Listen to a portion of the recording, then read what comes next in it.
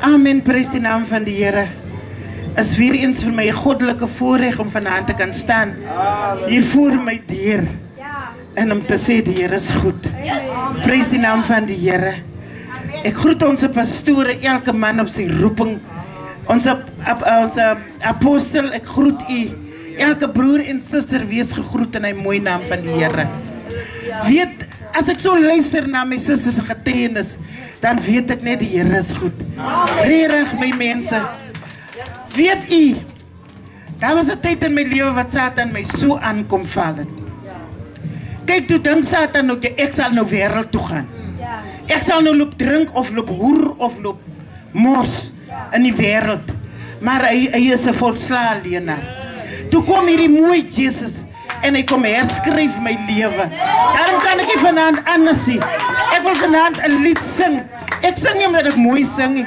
Ek sing omdat ek 'n dankbare hart het teenoor die Here vir die mooi werk wat die Here in my lewe gedoen het. Laat die Here my kom bewaar het, laat die wêreld my nie gekom kry het nie.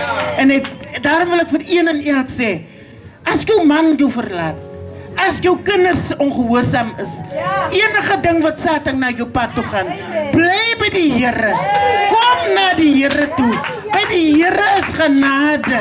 Daarom kan ek hierdie lied sing met 'n dankbare hart. Mercy, reroute my life.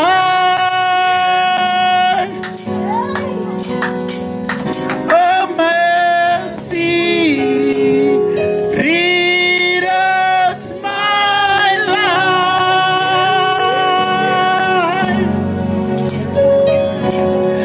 I could have fallen, my soul cast down. Oh, but mercy reroute my life.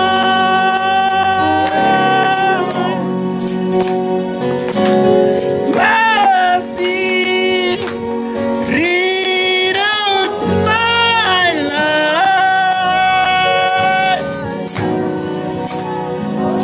Oh, mercy, reroute my life.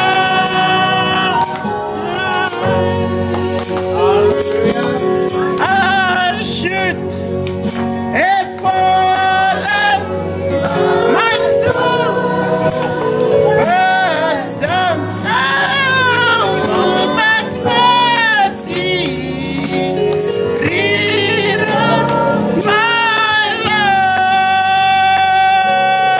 life. Oh, mercy reroute my life. Oh, mercy reroute my life.